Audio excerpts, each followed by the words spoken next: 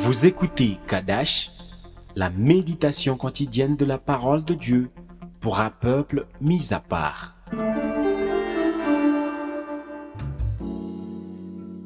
Shalom, bien-aimés en Christ. Aujourd'hui, le Saint-Esprit m'a mis à cœur ce message que je vais te partager. Nous avons l'habitude de voir des gens réussir et vraiment entrer dans le succès. Mais au bout d'un certain moment, certains n'avancent plus, ils restent au même endroit et d'autres chutent et perdent tout ce qu'ils avaient eu. Nous lisons Jean chapitre 6, le verset 2. Une grande foule le suivit parce qu'elle voyait les miracles qu'il opérait sur les malades. C'est normal, bien-aimés en Christ, que chaque malade court derrière sa guérison. Et Dieu opère des miracles à travers sa parole pour attirer les non-croyants et ceux dont les cœurs sont endurcis. Il les attire vers lui. Et aujourd'hui, on le voit souvent dans plusieurs églises. La plupart vont plus là où ils pourront au moins expérimenter la puissance de Dieu. La plupart cherchent à savoir la pensée de Dieu, court derrière ce genre de miracles, de prophéties, comme ceux de la Bible. Alors prenons l'exemple de Jésus, qui devient célèbre dans tout le pays et même dans le monde grâce à cette puissance qui opère des miracles. Quelle était sa réaction devant ce genre de succès qu'il attribuait au Père Céleste? La Bible dit qu'une grande foule venait à lui, assoiffée, découragée, confus, et tous cherchaient un miracle, une parole prophétique sur leur vie. Bien-aimé en Christ, imagine que tu sois alors cette personne qui a réussi dans le monde professionnel. Cette personne acclamée par tous, recherchée par les grandes organisations internationales. Cette personne qui a même accès aux grandes personnalités de ce monde. Partout où tu passes, on prononce ton nom et on te fait des éloges. Quelle serait ta réaction? Serais-tu toujours attiré par l'humilité ou finalement tu serais enivré par cette gloire? L'on dit souvent que le succès connaît plusieurs pères, plusieurs mères, plusieurs frères et sœurs, plusieurs amis et plusieurs invitations.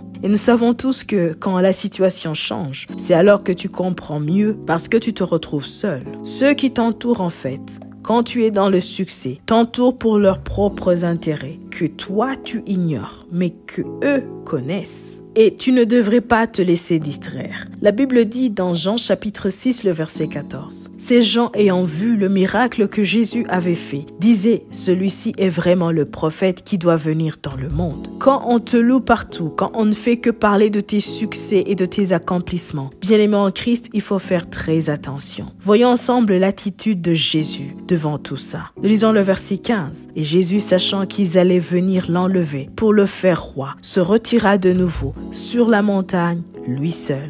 Bien-aimé en Christ, dans le monde, la gloire connaît plusieurs pères, mais dans le Seigneur, la gloire connaît un seul Père. Le seul créateur, le seul libérateur, le seul maître des temps et des circonstances, celui qui élève pour toujours, c'est l'Éternel Dieu des armées. Alors Jésus ayant entendu tout ce que les hommes disaient, il n'a pas donné du temps à la distraction. Il s'est retiré sur la montagne seul pour prier. Bien-aimé en Christ, en tant qu'enfant de Dieu, quand tu réussis, ne traîne pas dans les éloges et dans les célébrations de la distraction. Retire-toi toujours sur ta montagne de prière, là où tu avais puisé la sagesse et la faveur de Dieu pour ta vie. Seuls ceux qui se retirent pour être seuls en prière, seuls en retraite, seuls en faisant des études approfondies, seuls en méditation, seuls ceux-là qui se retrouvent facilement. C'est ce genre d'attitude que doit avoir la personne qui reste au sommet après un grand succès. Parce que Dieu ne nous a pas créés pour avoir le succès une fois dans nos vies. Sa parole nous dit que tout en marchant dans l'obéissance, nous irons de gloire en gloire, car nous avons reçu tout pleinement